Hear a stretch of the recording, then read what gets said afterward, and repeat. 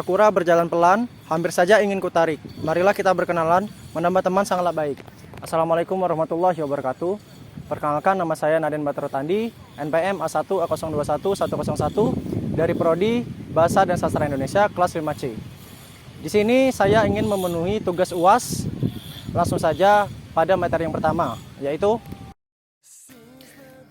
baiklah, pada materi pertama yaitu metode penelitian pada pendekatan kualitatif. Penelitian kualitatif adalah penelitian yang bersifat deskriptif dan cenderung menggunakan analisis proses dan makna lebih ditonjolkan dalam penelitian kualitatif. Landasan teori dimanfaatkan sebagai pemandu agar di lapangan. Ciri-ciri penelitian kualitatif.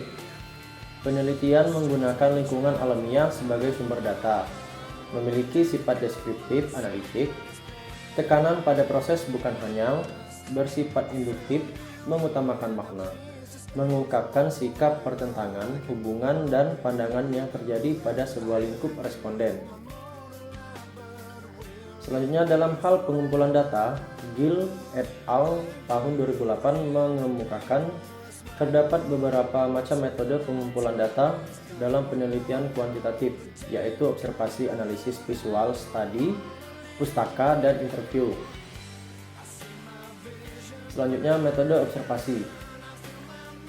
Observasi adalah teruk pengumpulan data yang dilakukan melalui sesuatu pengamatan dengan disertai pencatatan-pencatatan terhadap keadaan atau perilaku objek sasaran. Menurut Nana Subjana, observasi adalah pengamatan dan pencatatan yang sistematis terhadap gejala-gejala. Ciri-ciri observasi. Observasi mempunyai sasaran yang khusus. Observasi dilakukan secara sistematis. Observasi membutuhkan pencatatan dengan segera. Observasi membutuhkan keahlian. Materi selanjutnya yaitu metode analisis visual. Analisis visual adalah sekelompok sistem dan proses pengukuran yang menghubungkan penataran analitis dengan visualisasi informasi. Ciri-ciri analisis visual yaitu visualisasikan ringkas dan sederhana data dan angka kompleks, hemat waktu dengan template siap pakai yang siap untuk presentasi PowerPoint. Berkolaborasi dalam memvisualisasikan data penelitian dengan rekan Anda secara real time. Selanjutnya, metode studi pustaka. Berarti teknik pengumpulan data dengan melakukan penelaahan terhadap buku, literatur, catatan, serta berbagai laporan yang berkaitan dengan masalah yang ingin dipecahkan. Ciri-ciri studi pustaka. Penulis berhadapan langsung dengan teks atau data angka dan bukan dengan pengetahuan langsung dari lapangan atau saksi mata berupa kejadian atau benda-benda lainnya. Menjelaskan hubungan sebab akibat dan pengembangan teori dalam fase desain penelitian. Materi selanjutnya yaitu metode interview atau wawancara. Salah satu metode pengumpulan data yang mengadakan wawancara atau tanya jawab untuk memperoleh data. Ciri-ciri metode interview yaitu bertatap muka dengan narasumber, kedua mengumpulkan informasi, ketiga ada pewawancara, keempat ada narasumber, kelima netral, keenam bersikap adil, ketujuh santai, dan yang terakhir bersikap ramah. Selanjutnya, metode penelitian pada pendekatan kuantitatif. Penelitian kuantitatif diartikan sebagai bagian dan serangkaian investigasi sistematika terhadap fenomena dengan mengumpulkan data untuk kemudian diukur dengan teknik statistik, matematika, atau kompusi. Macam-macam metode penelitian kuantitatif yaitu korelasi, eksperimen, dan survei. Ciri-ciri penelitian kuantitatif.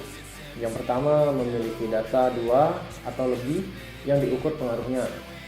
Kemudian menggunakan sampel dan prinsip keterwakilan bersifat objektif. Yang ketiga, relatif singkat, tidak memerlukan waktu yang lama. Selanjutnya, korelasi. Metode korelasional merupakan yang digunakan dalam evaluasi, terutama untuk mendeteksi sejauh mana Variasi pada suatu faktor berkaitan dengan variasi pada satu atau lebih berdasarkan koefisien. Macam-macam metode penelitian kuantitatif seperti korelasional bertujuan untuk mendeteksi tingkat kaitan variasi yang berdasarkan koefisien korelasi. Selanjutnya, ciri-ciri korelasi. Penelitian pada variabel yang sulit diteliti dengan menggunakan eksperimen menunjukkan tingkat tinggi rendahnya suatu hubungan antar variabel, menguji beberapa variabel berbeda waktu yang sama dengan berguna untuk memprediksi variabel berdasarkan variabel bebasnya. Mengujinya dengan angket tes berupa kuesioner dan poin biserial dengan skala Likert dan skala Gertman. Selanjutnya, eksperimen. Penelitian eksperimen biasanya lebih banyak digunakan dalam bidang eksak. Ada dua jenis penelitian eksperimen, yaitu semu dan sungguhan. Metode eksperimen semu digunakan untuk memperoleh informasi yang diperoleh data sebenarnya. Digunakan pada kondisi tidak mengungkapkan mengontrol variabel yang relevan. Metode eksperimen sungguhan digunakan untuk mengkaji hubungan sebab akibat. Ciri-cirinya yaitu memanipulasi variabel bebas, adanya proses observasi atau pengamatan memungkinkan untuk melakukan replikasi, mengujinya dengan tes soal dan tes laboratorium. Selanjutnya, survei.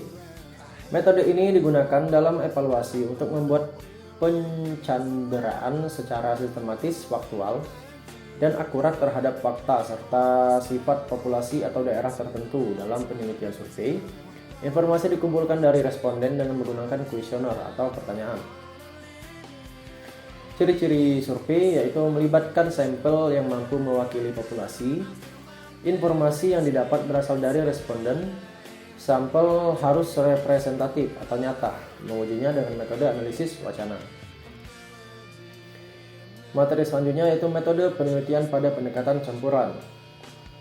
Merupakan suatu metode yang digunakan dalam mencampurkan antara penelitian kuantitatif dan penelitian kualitatif. Penelitian campuran bersifat plurauser atau menghargai perbedaan dan berorientasi pada 16 pekerjaan serta bersifat praktis. Karena salah satu awal lahirnya penelitian campuran tidak lepas dari peran filsafat pragmatisme. Dalam metode ini adalah R&D, PTK, dan Listen Study. Kemudian R&D, Research and Development. Penelitian yang digunakan untuk mengembangkan perangkat pembelajaran. Berciri-ciri dengan rumusan masalahnya ada 5. Yang pertama, bagaimana hasil analisis kebutuhan tentang modul ajar, teks eksposisi guru dan siswa dengan instrumen analisis Word. Yang kedua, bagaimana hasil desain yang diajarkan teks eksposisi modul ajar berbasis PJBL instrumen peneliti. Selanjutnya, apakah hasil pengembangan modul ajar menulis teks eksposisi layak digunakan pada siswa dengan instrumen lembar angket kelayakan segi bahasa? Kemudian bagaimana implementasi modul ajar dengan instrumen lembar observasi? Dan yang terakhir, apakah modul ajar yang diimplementasi kepada siswa sudah efektif atau belum dengan instrumen teks menulis. Selanjutnya, PTK, penelitian tindakan kelas. Penelitian ini digunakan untuk memperbaiki dan meningkatkan kualitas pembelajaran serta membantu memberdayakan guru dalam memecahkan masalah pembelajaran di sekolah. Berciri-ciri dengan rumusan masalah ada 2. Yang pertama yaitu bagaimana proses pembelajaran pada teks eksposisi pada siswa. Yang kedua, apakah hasil proses pembelajaran dapat meningkatkan proses menulis teks eksposisi pada siswa? Burung dara, burung cendrawasih, cari dulu di Papua. Cukup sekian, terima kasih. Semoga bermanfaat untuk semua. Terima kasih telah menonton. Jangan lupa like, comment, subscribe, and share.